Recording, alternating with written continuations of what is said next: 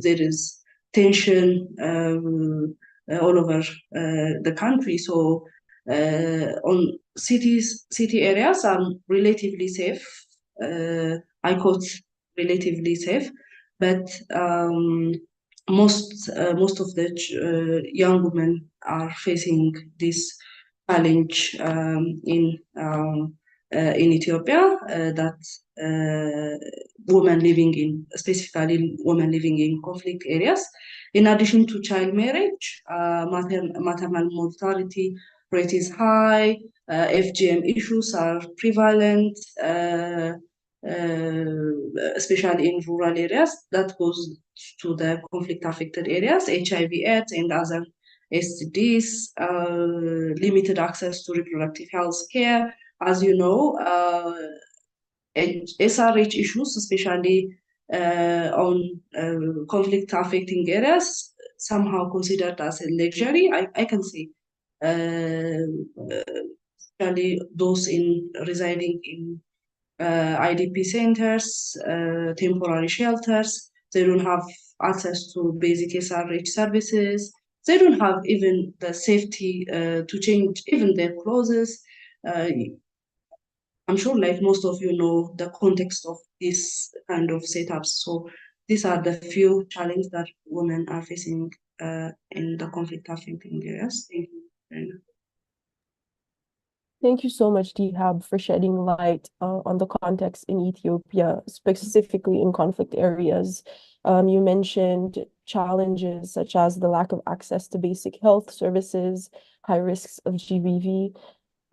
These are some critical challenges that women face in your region. And so thank you for shedding light on that.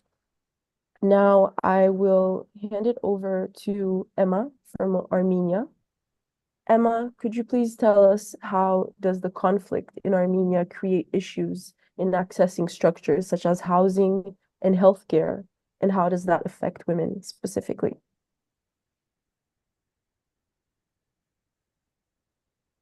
Can you please unmute yourself? There you go. Hi, everybody. I'm Emma from Armenian YWCA. I would like to say that I am the typical example of a woman who has lived in the conflict area. So in May, I will become 67, and half of it, I lived in a conflict area. And Armenian YWCA decided to present you that I would like to share with you, if it is possible. Now,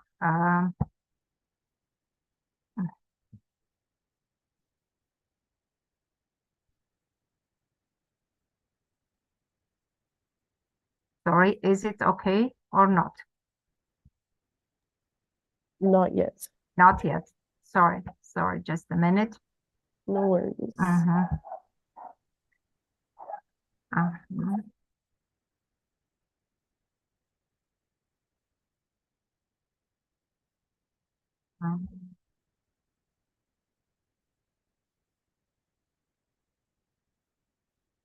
Is it okay now? No. No. No, Wow. not yet. No. We're not seeing your screen yet. Have you clicked on sharing your screen? Yeah. Let me do it again. But we tested and it was okay. Yeah, before.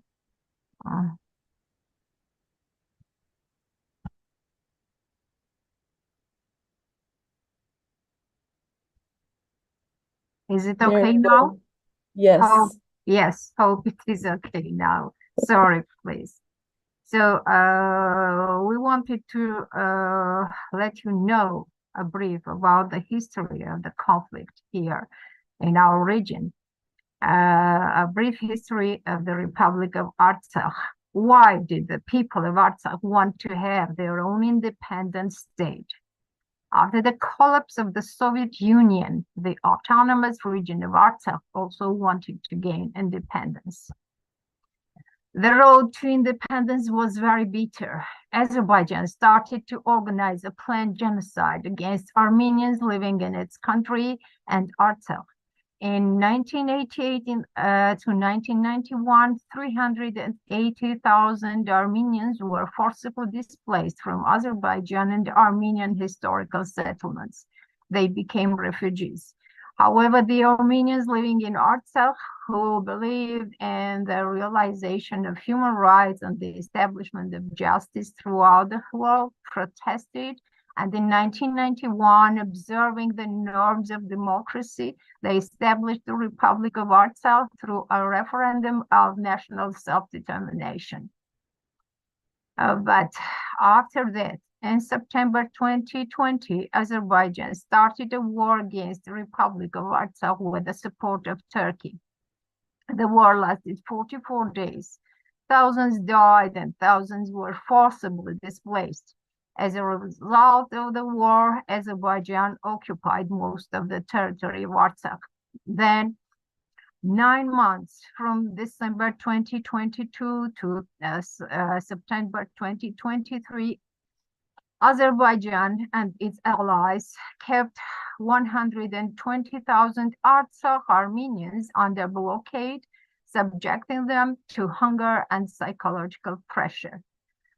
Through war in September 2023, together with its allies, Azerbaijan used all means of aggression, as a result of which Artsakh was deprived of its indigenous people and the created democratic state.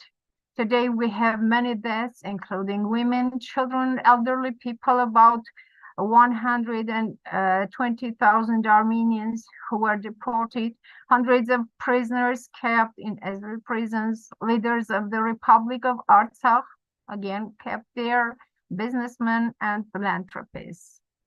So just a few photos, and you can see as a result of forced displacement by Azerbaijan in September 2023, the Armenians left their historical homeland, the Republic of Artsakh. And so just pictures you can see that testify all these. Yeah. I'm sorry, I'm so excited that even can't speak properly.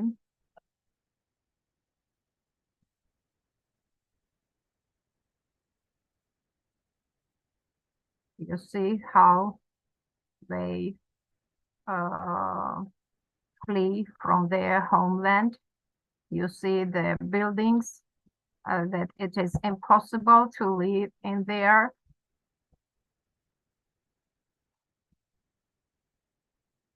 So now about Armenian National YWCA. We tried to do our best to carry out basic activities in the Noyam-Beryan borderline community. And we have, as a result, 156 families and 530 persons forcibly displaced from Artsakh. And we have these people registered in our region, in Noyam-Beryan.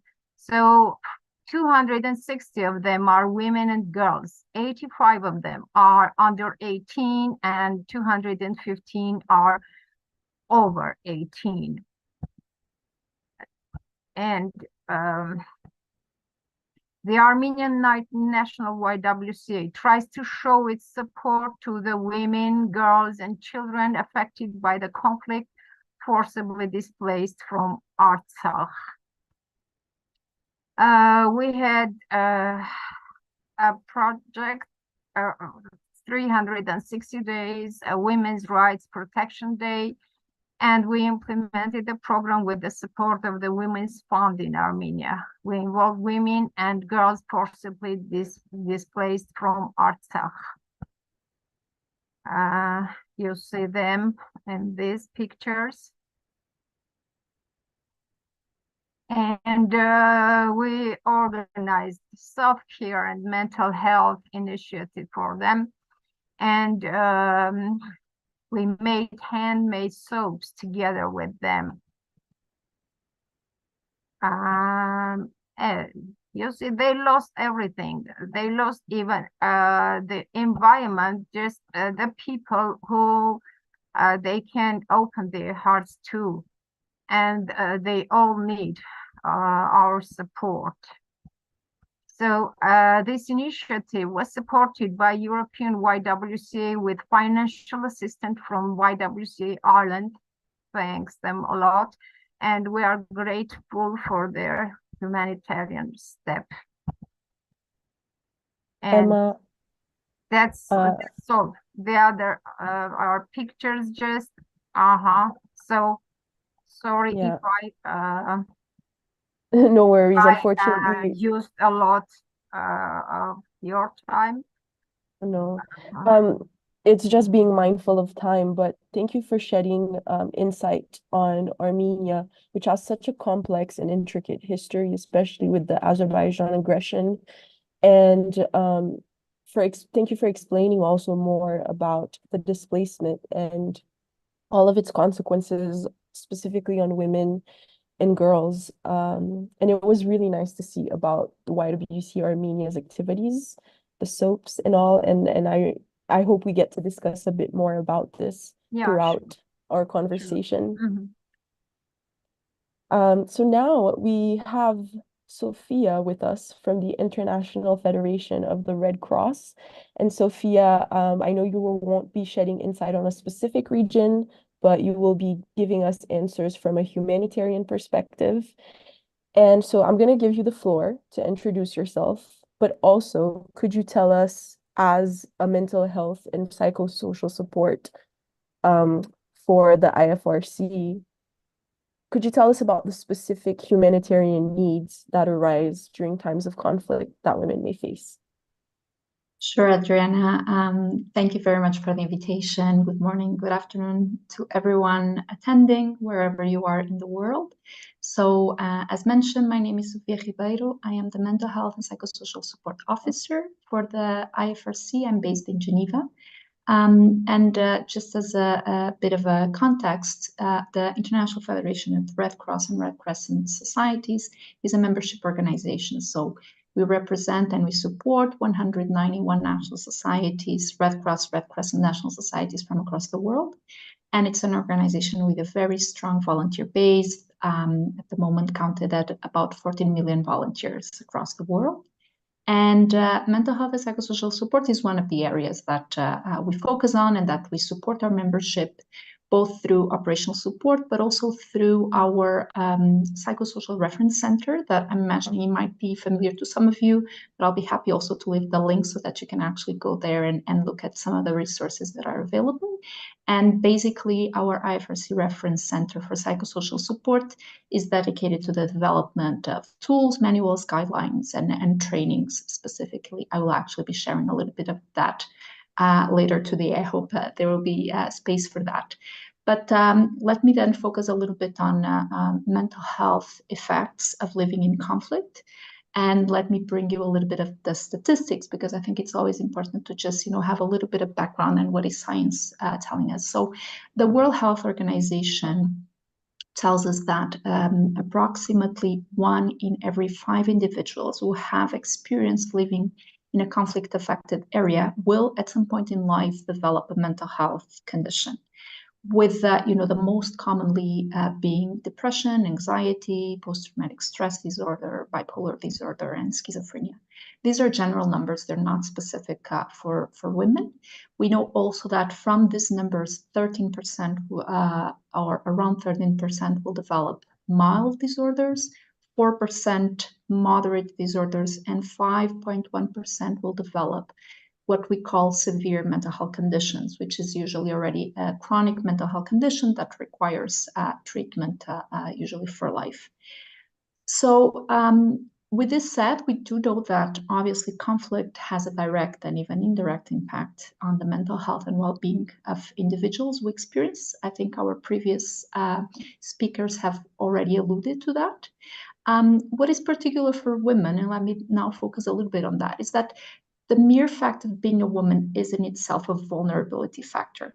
So obviously, you know, in terms of mental health, we look heavily into what are protective factors, what are vulnerability factors. And indeed, being a woman just increases the risk for developing mental health conditions. And there is some research that actually points out into a higher percentage of mental health conditions being diagnosed within women when compared to men.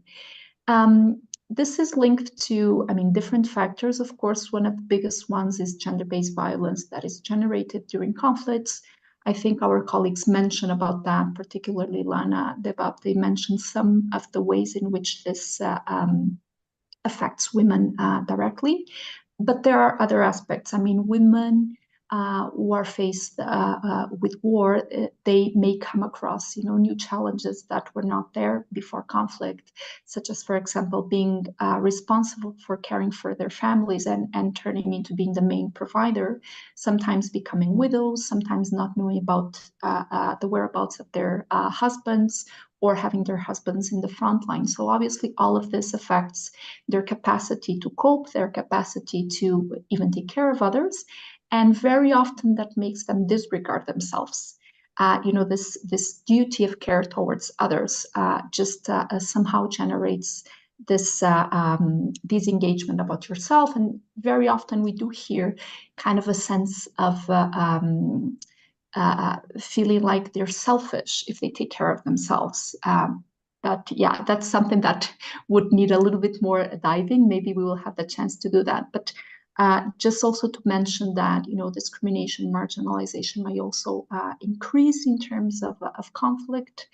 Aspects such as restrictions to mobility, to education, to employment opportunities, limited access to resources, and very much, I would stress, limited access to decision-making processes. And I think there's unfortunately many conflicts going on around the world. We all, I think, connect to some of these examples from different places. But yes, these are just some examples. I think some of the panelists mentioned a few others, and I think the point raised on the intersectionality is one that is very important because it just couples the different dimensions of challenges that women are faced with and that can impact severely their mental health. Thank you so much, Sophia. You kind of connected so many dots from Lonnie, Dehab's, and Emma's presentations. And I think it's so critical that you mentioned that being a woman, just the simple fact of being a woman makes them even that more vulnerable. And there's this image that came to my mind when you said that I once saw. It's this picture of a fish, a mother fish and her baby fish, and they're out of water. And so the mother fish is crying so that water is saving her child. And I think that image represents so well that reality that you're talking about. So now, just being mindful of time again, I want to thank all of our speakers for introducing themselves and presenting the unique context of their regions. Now we're going to take 5 minutes to answer a quick poll. I'm going to ask Talisa to share this poll on the screen. So for users on Zoom, you should see a little pop-up window on your screen right now, and please, we value your participation, so put in your answers.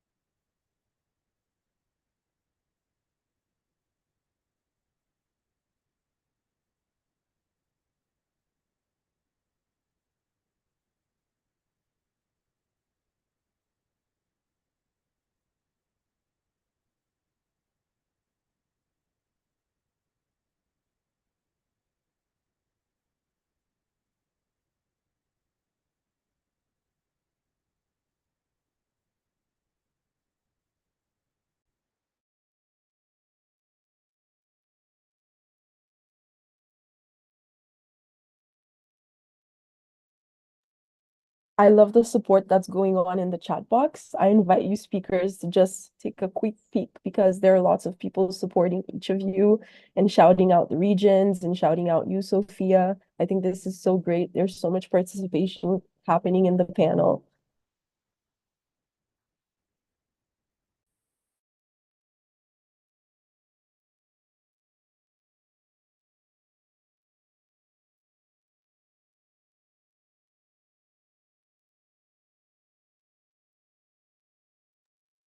Okay, great. The poll is now closed, and I believe everyone should be seeing the results popping up on their screen.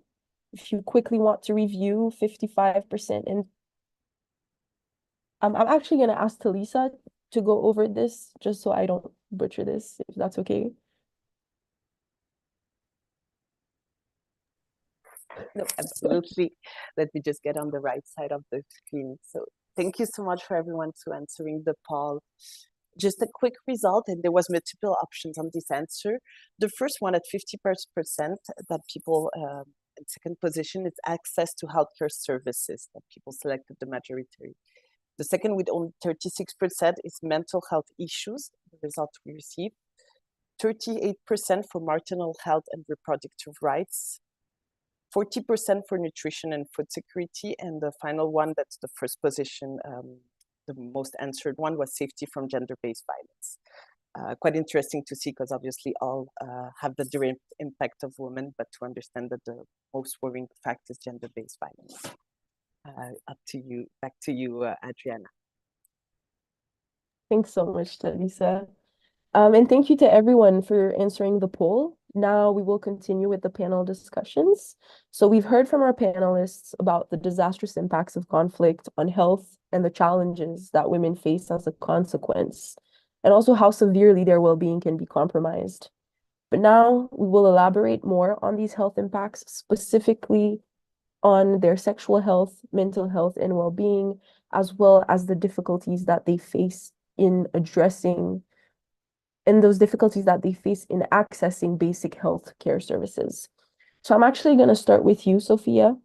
And thanks for your insights earlier, mentioning a plethora of different effects and consequences that arise from conflict.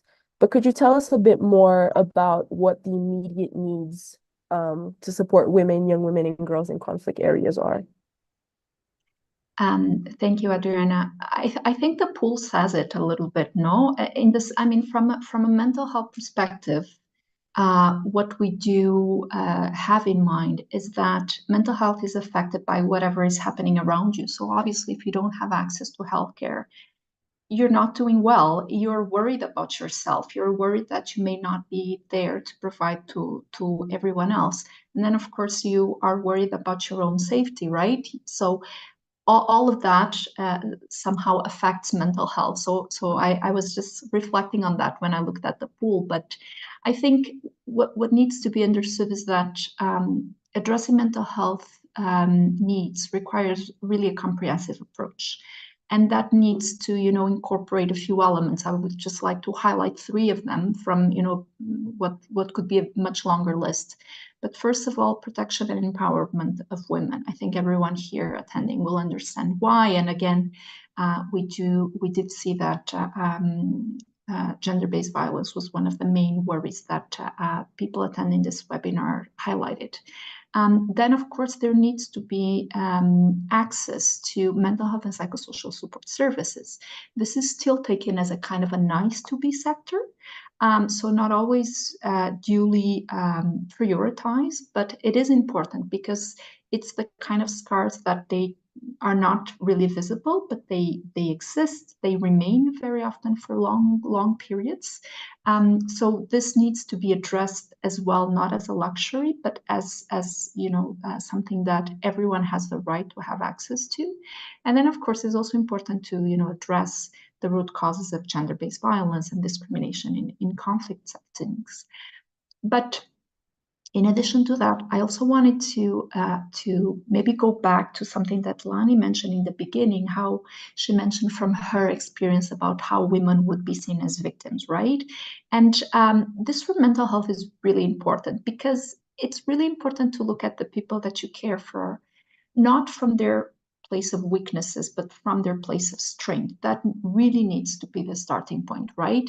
So it's important to, first of all, build on women's existing strengths rather than looking at them as if whatever has happened to them would define them. So let's, just take sexual violence as an example. That's something that happened to the person. That's not the person, right?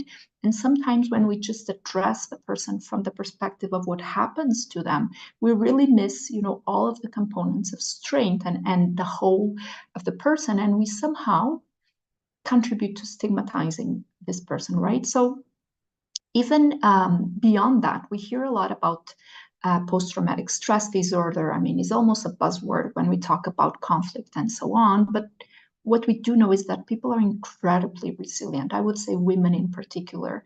So while we will see a lot of, some statistics coming towards us, it's also important to say that not always they reflect like the cultural understanding of the people that they access. So they might actually overrepresent the results.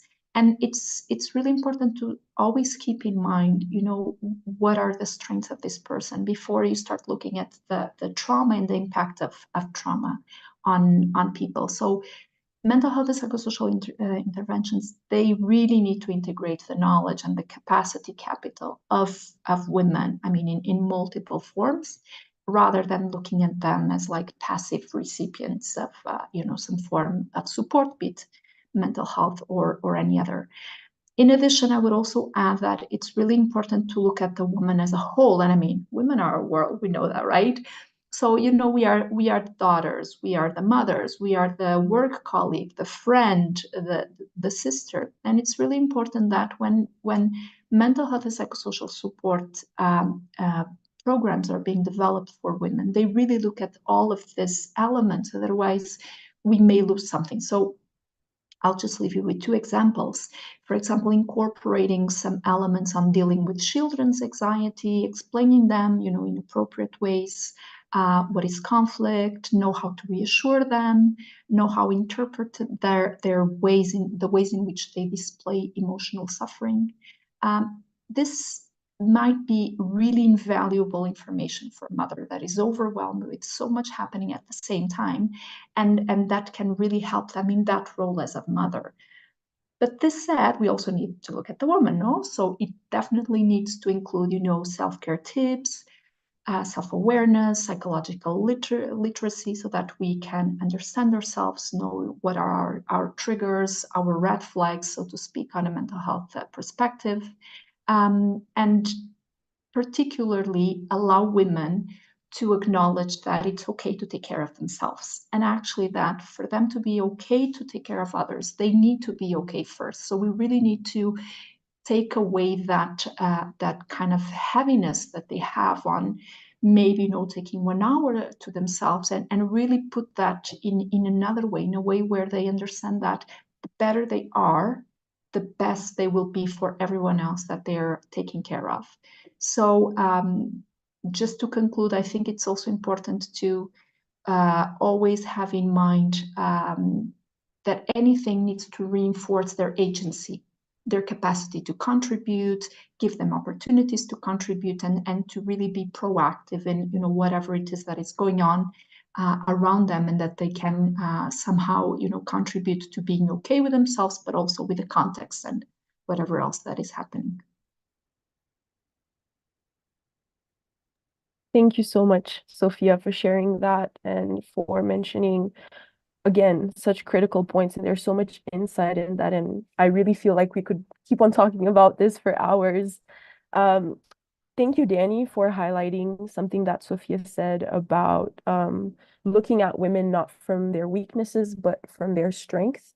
And there's so much power in that. And I feel like that sets the path for healing, especially when there's all of that those post-traumatic effects going on. And it seems like there's also a lot of mindset work that has to be done from the people providing the care and providing the support. And that's a very critical point. But as you were talking, I was thinking about how these immediate needs are even more exacerbated, especially in regions where there's a total collapse of infrastructures and basic health services. And this makes me think about where I am now, my home country, which is Haiti. And as you may know, since 2021, there has been this drastic increase in violence in Haiti, specifically gang violence. And this has resulted from a very complicated situation, especially in the capital of Port-au-Prince, where gangs control most of the city and violence is pervasive. And so this has led to this complete collapse of the state and matched with the soaring poverty. So you have hundreds of thousands of people that have been displaced. And that breakdown of institutions exacerbates these needs. And it's a whole debate on how to provide them with basic primary healthcare services, among many other immediate needs that they may have. So I'm actually going to use this as a segue to Lonnie, because I feel like Latin America and the Caribbean share so much, especially in terms of conflict. So Lonnie, could you please share with us your thoughts on how the dynamics of armed conflict, particularly involving gangs, impact the sexual and reproductive health and rights of women and girls? Yes, Adriana, and I want to reinforce that issue you mentioned, that we are so similar, and yet, and I say also coming this from both practical oriented but theoretical work I do. Many times when we talk about Latin America and the Caribbean, people think we don't have conflicts per se, because we have that vision of conflict that it's persistent war, a humanitarian big crisis, but we also in Latin America face something that we call also the everyday violence. So people, women especially, are resisting every day in different forms. That it might not be an armed conflict per se, but it's still a violent dynamic. And in that term, I want to also to talk about how also all these violences, as in the poll we can see, are connected, because especially in our work, we do a lot of collaboration with female activists. So when Sophia was talking about mental health, one of the issues we have with these activists is that they are constantly threatened both by drug gangs or by the government, so by the military. So this violence comes from a multi-directional phase. Sometimes they don't know who is the person threatening them. So that creates also some psychological issues in what they do. And I mention this because all these activists are usually females who are defending sexual and gender-based violence or sexual and reproductive rights. So they face already this psychological violence, but also when it comes to their work itself, something very concrete is, well, as we have this multi-directional violence, women usually face, as I said, sexual violence like rapes, different types of violations, and this happens in different circumstances. So in Central America, for example, as we have the migration corridors, that's where most of the times women are facing sexual violence. So we need to talk about protection. How do we protect this right of migration, but also the sexual and reproductive rights? Also, I can talk about young women in Central America and in South America. Especially want to mention one case. So, for example, in Honduras, well, there's the first female president. That was a big news when this president came, and there was a lot of expectations. Fortunately, now the emergency contraceptive pill was approved. However, there was the intention to have a law to protect young female and bring them more sexual education, and that was vetoed by other groups who are against this type of rights. So we can see that also education, when we talk about sexual and reproductive rights, is really important. We have many organizations who I work with.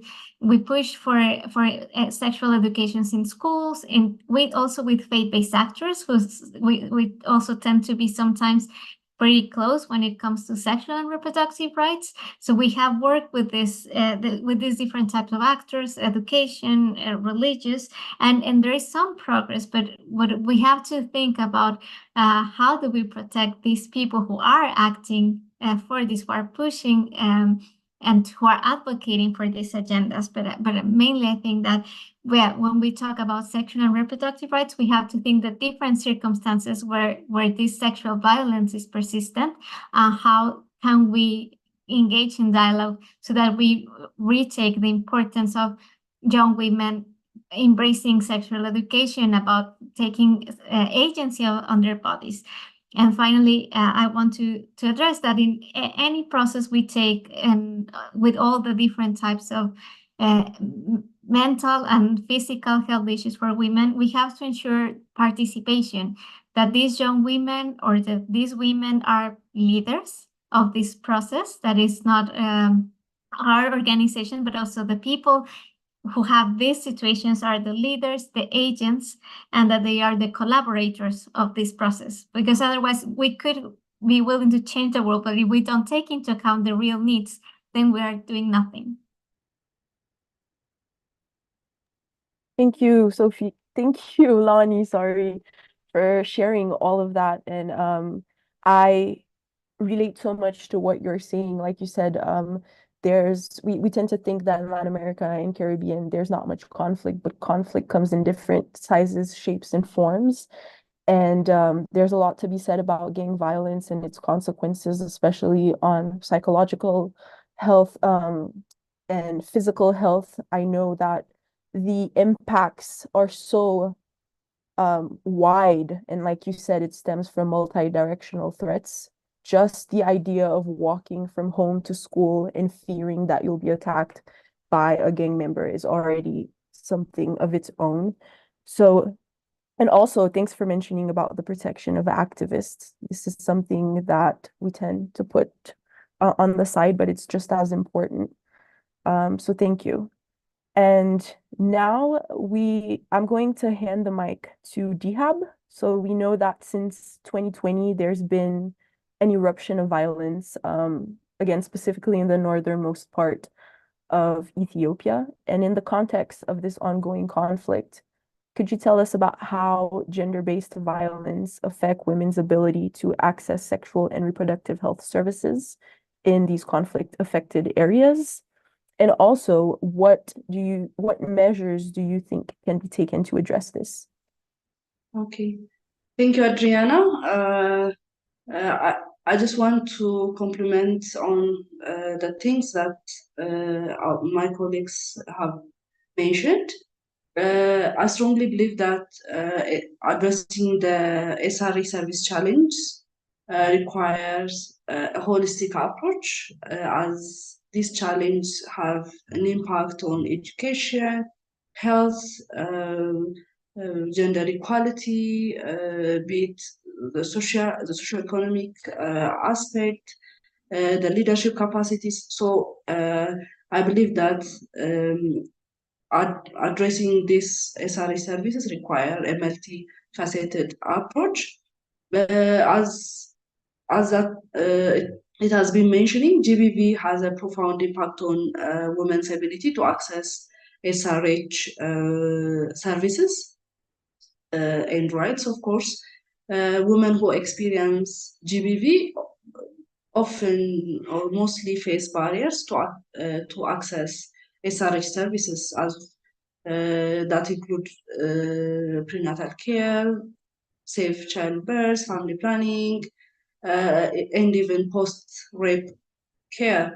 As you know, the issue of GBV is I can say not reported issue, let alone in conflict affected areas. In the country, I can speak for my country. The GBV cases are very or rarely reported to justice offices and other sectors. So the fear of stigma, discrimination, and reprisal can prevent these survivors of GBV from seeking the necessary health care services, leading to that I believe that leads to serious health consequences. So to address the impact of GBV on women's SRH services, I compiled several measures into just 4 or 5. The first thing that I believe should be done is strengthening healthcare systems, investing in healthcare infrastructures and services in those conflict-affected areas is really essential to ensure that women have better access to quality SRH. This action might include capacity support for healthcare providers to provide gender-sensitive and comprehensive care for survivors of GBV. The second measure that I believe should be done is promoting awareness and education. As I have mentioned earlier, the idea of the issue of SRH is a taboo. It's a no talk area. So if we broaden our community outreach, awareness campaigns on the importance of SRH services and awareing the community the rights they have regarding to the SRH, this, I believe that it can help us to reduce the stigma around GBV and encourage the women to seek care on due time. The third measure that I would like to recommend is establishing safe spaces on community level, on IDP centers, on temporary shelters, and so on. So creating a safe space where women can seek support, counseling, and even medical care without fear or judgment is crucial in addressing the impact of GBV on women's access to SRH. The fourth one that I would like to recommend is empowering women and girls. It has been saying that women and girls can do it well. So promoting women's empowerment through economic opportunities. Initially, I have been mentioned this challenge has a holistic nature, and to address this challenge, we need to empower or invest on the economic opportunities, education, even the leadership capacities of young women, of women and girls.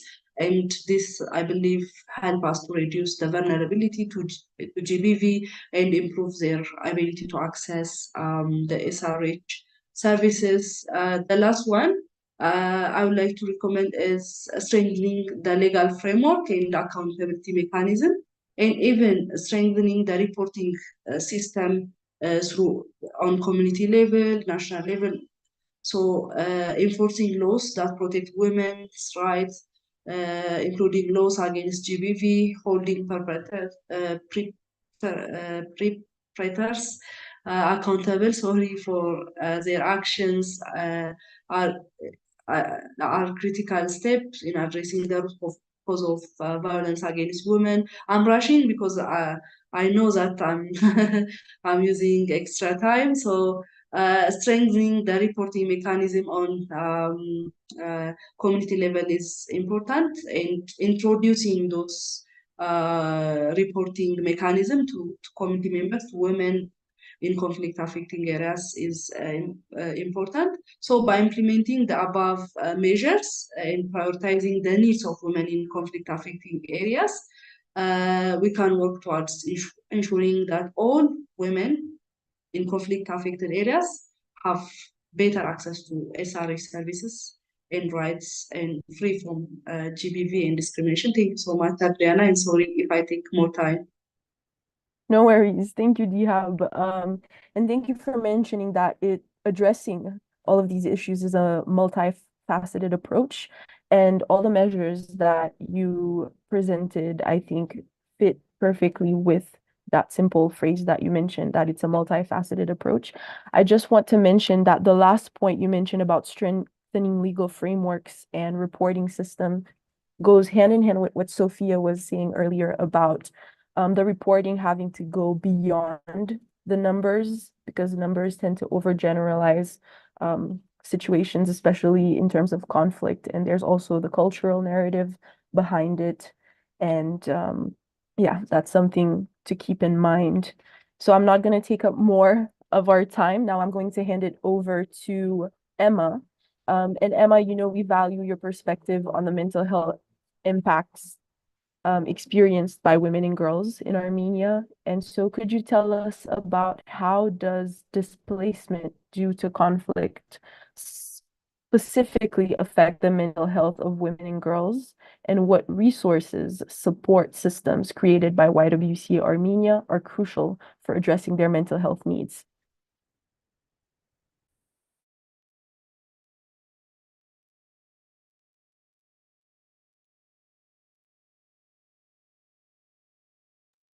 You need to unmute yourself.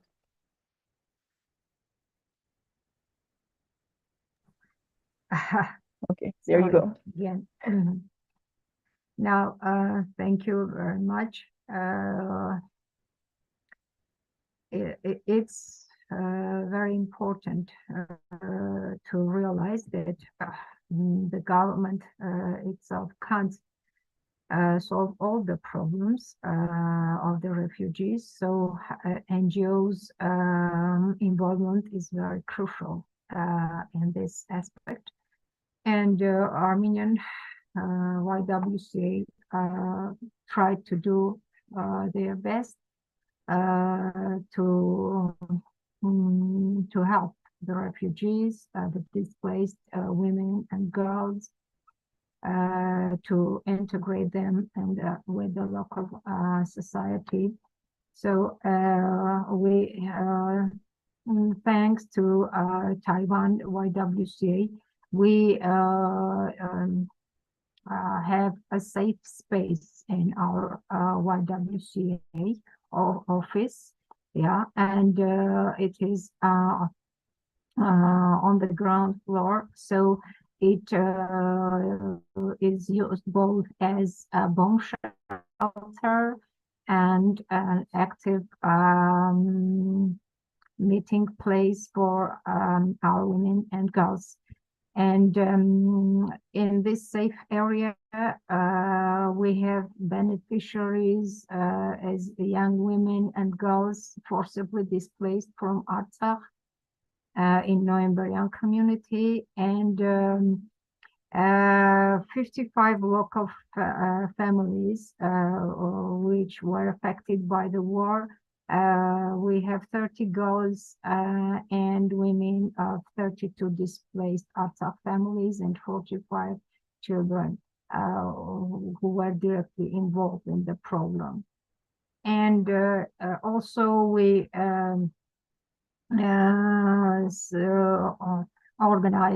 implemented a safe environment, protected adolescent, which aimed to contribute to the improvement of the leadership abilities of 10 Artsakh refugees and 10 local adolescent girls in a conflict situation, to raise awareness about the SR, HR, and mental health and relation to age characteristics.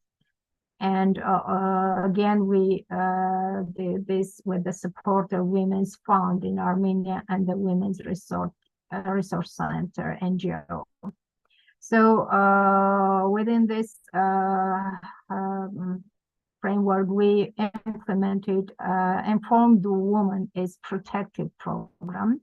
The goals were to unify the representatives of the structures operating in the field of SRHR and mental health in Noemberian city in order to create an informational platform necessary for raising the awareness of adolescent girls and women of more risky groups in a crisis situation. To raise the level of awareness of women and refugee girls in the field of SRHR and mental health by providing new methods of knowledge and necessary information. and again with our partner organizations.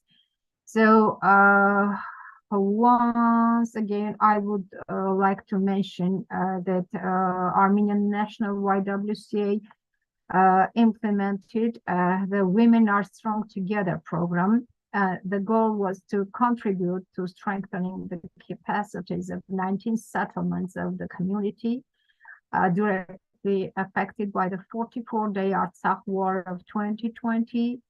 Local and forcibly displaced girls and women age 18 to 30 to support their social and psychological integration, and to contribute to the improvement of their rights empowerment through YWCA Safe Space. As I mentioned, we had already this safe space on non-formal education, formation of women's self-help groups in 19 settlements of the region, and provision of vocational skills. And as a result of this, 531 girls and women directly participated in the program. And so we have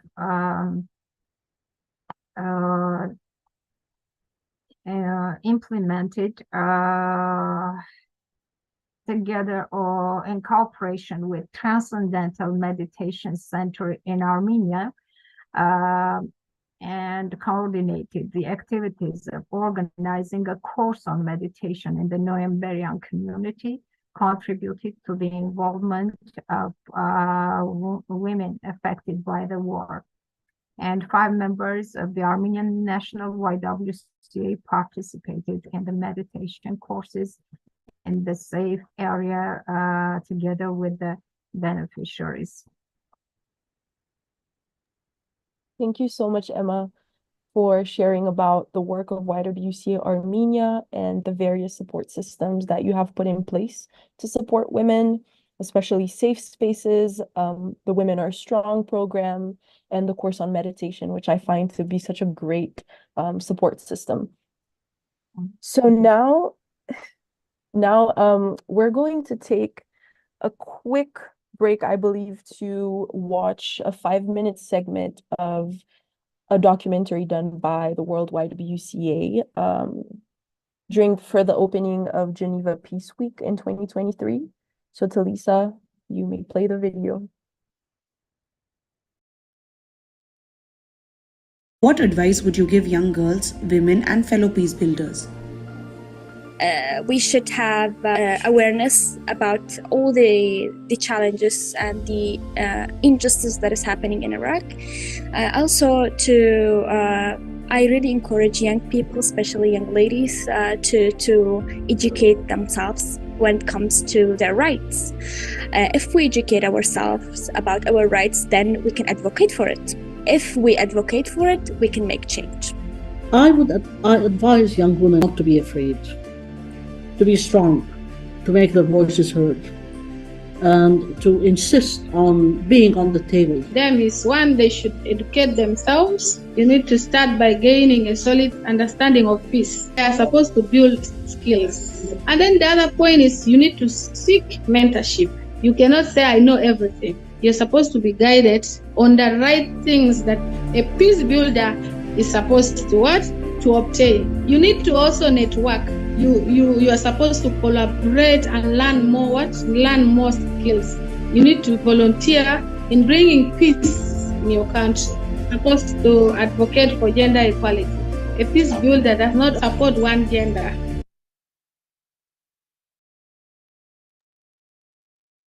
Thank you, Talisa.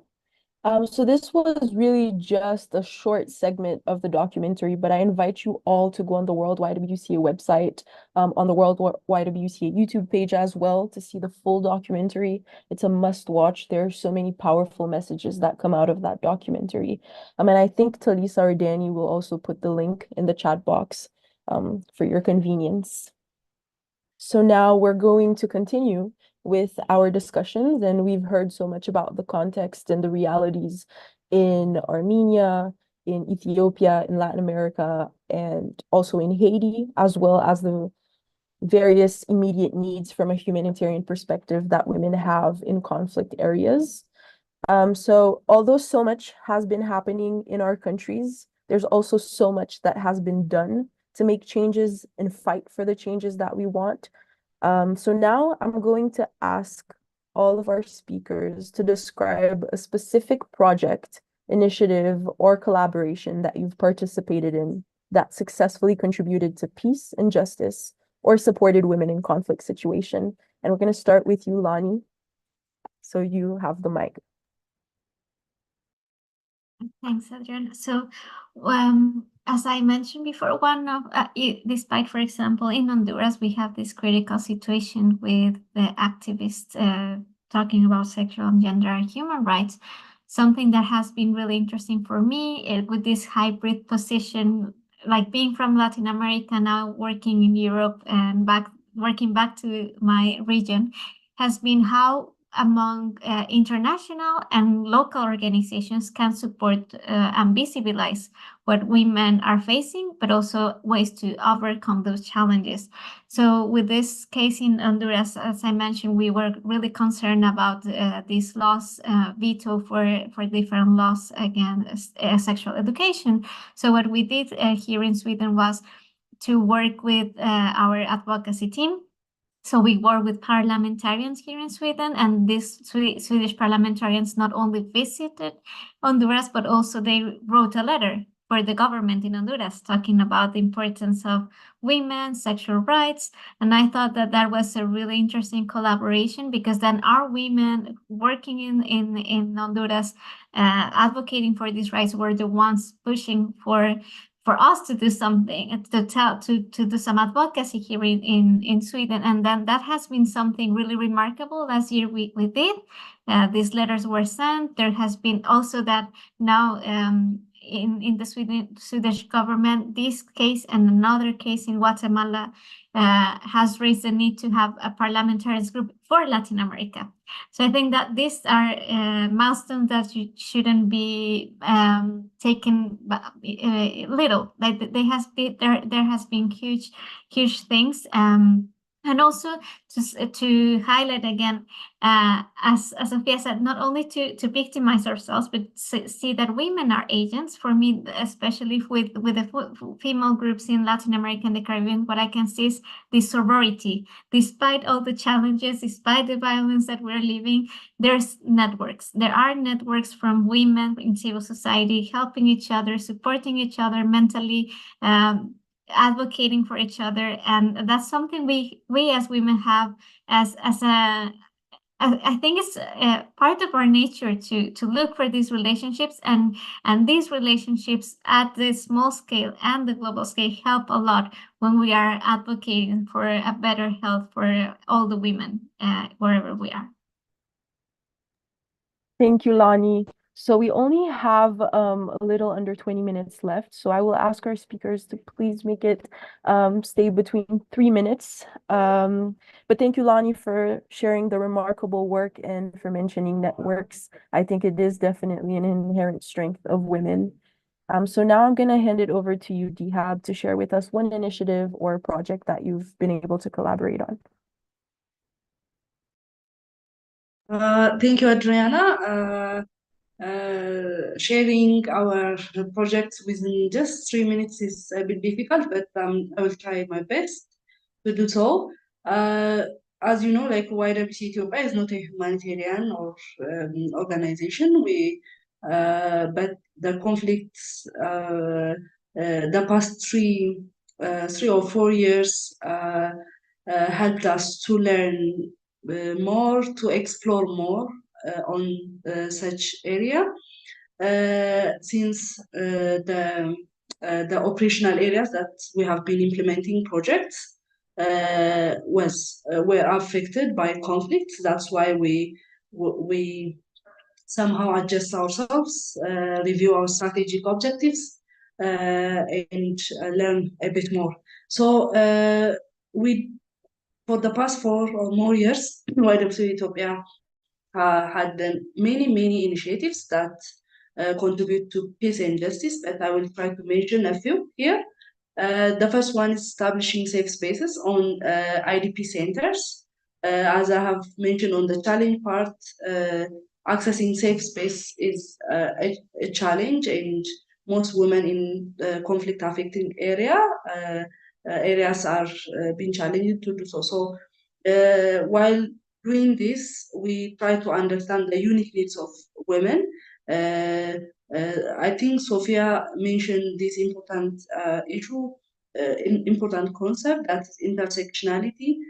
When we say women have different women with disabilities, young women, children, and so on. So while we offer safe spaces, we try to understand the unique needs of those intersectional women needs. We have been engaging in different advocacy activities, advocacy initiatives on national, regional, and even on international levels.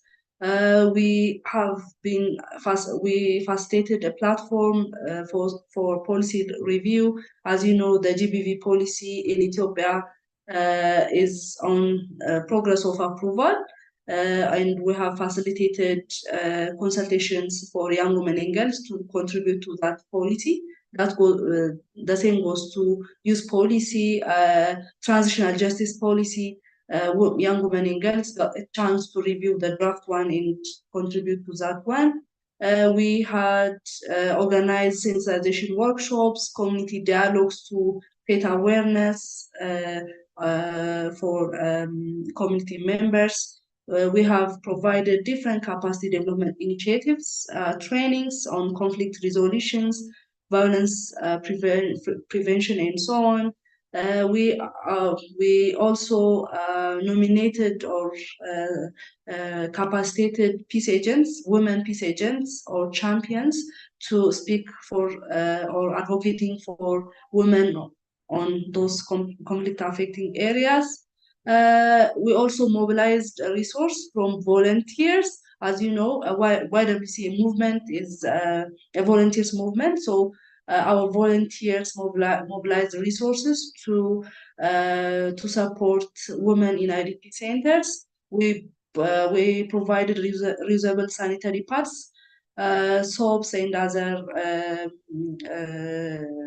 SRH related services. We also supported kids residing in those temporary shelters with food items, clothing, and so on. So as YWCA Ethiopia, we have been doing an amazing job in supporting women and children in conflict affecting areas, but still we are learning, since we are just started to implement or support such programs. Thank you so much, Adriana. Excuse me again. Thank you. There's too much to share. But I know. Thank you for sharing about the safe spaces, your advocacy work, as well as resource mobilizing. Now I'm going to hand it over to you, Emma, to quickly share. I know you've already shared about what YWCA Armenia has done, but if there is one last thing you would like to share with everyone, you have a few minutes to do so.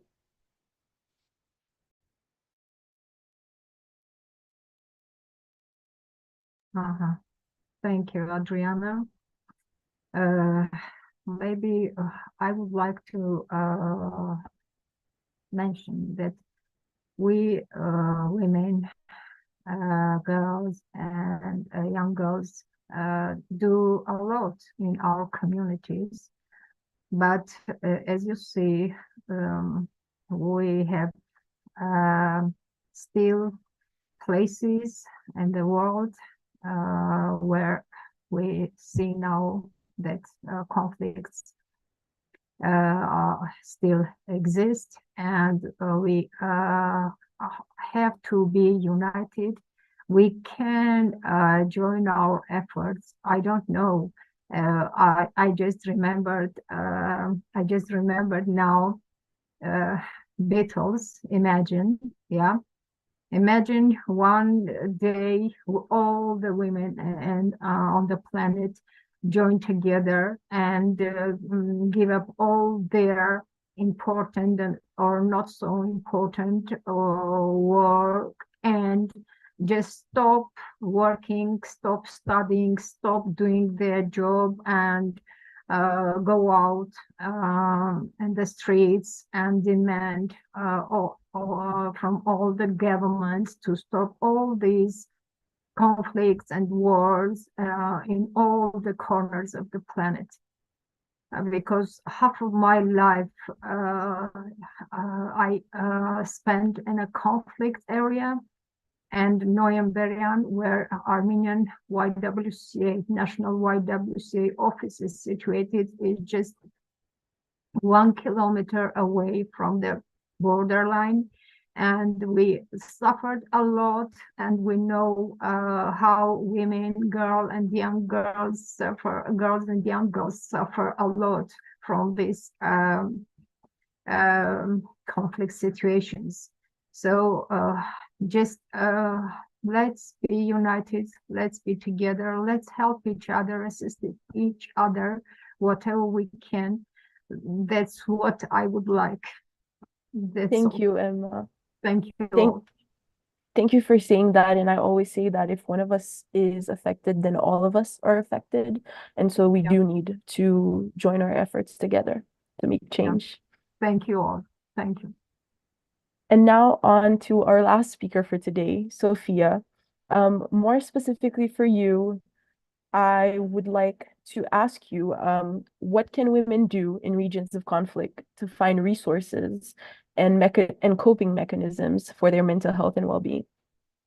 Thank you, Adriana. I will try to be short. I know we are a little bit tight on time.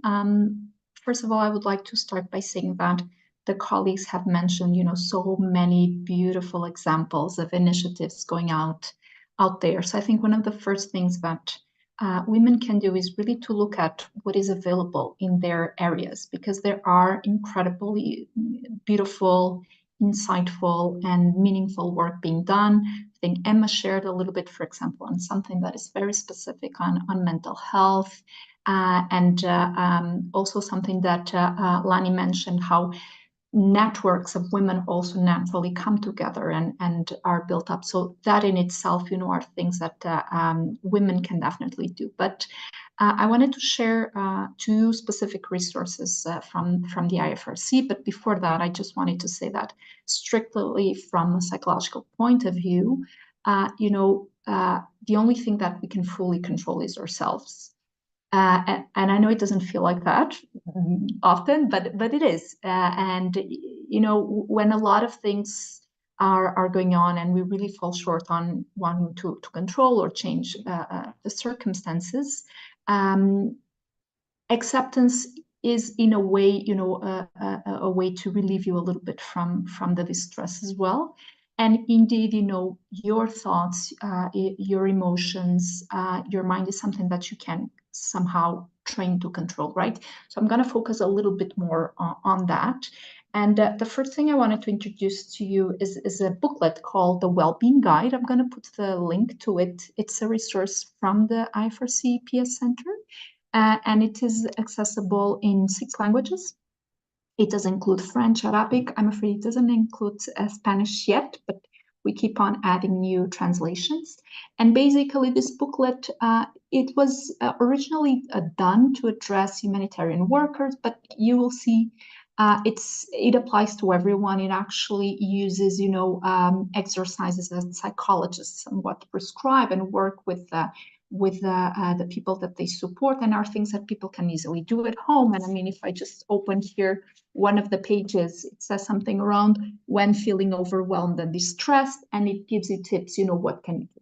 So this is, something that is really something very pragmatic. People can download it and have it at home and look at it. There's also some tips, if you're facing difficulties in sleeping, which is something that is also very common when you're going through a lot and there's concerns about your safety and so on. So there's different tips that you can look from there. Another thing that I'm going to invite you to look at is a psychological first aid e-learning course that we launched just quite recently. It is for now only available in English, but we plan on having it available in other languages. And it is open source. It is at the IFRC Learning Platform. I will also leave on the chat the link for that. And basically, it does contain a lot of self-care tips throughout. So it will either help you on, learning a little bit on what is psychological first aid and maybe addressing others' distress with a lot of case examples that can enable people to understand what it means. But it has also throughout a lot of self-care tips that are more towards, ourselves and what is it that we can do to support ourselves. But finally, really just to say that it's important that women look at what might be available in their regions. In some places there will be hotlines, helplines that will be available that are usually offer confidentiality and offer specialized services as well. So it's very important to look for what is out there, to look for resources that maybe are downloadable, like these examples that I just gave you. And obviously also always rely on your networks. Having a strong network is a protective factor for mental health. So don't keep it to yourselves, look for this person that you really trust, being a family member, a religious leader, a very close friend. Do reach out for help because I think, as Adriana said, if one is affected, everyone is affected. So, it is within this space of collaboration and support that we will also support in healing each other. Thank you so much, Sophia. I invite you all to click on the link that Sophia will share. I think it's a great resource and I look forward to downloading it myself. Now we have reached the end of our panel, unfortunately. I think we had an amazing conversation and I wish it could go on longer. And I hope everyone watching today has had a great time. This conversation has been filled with so much insightful information and key takeaways. And I'm definitely going to take a lot of this as food for thought and carry on with some reflections today. I think now in this day and age, we live in a world where conflict seems to be everywhere.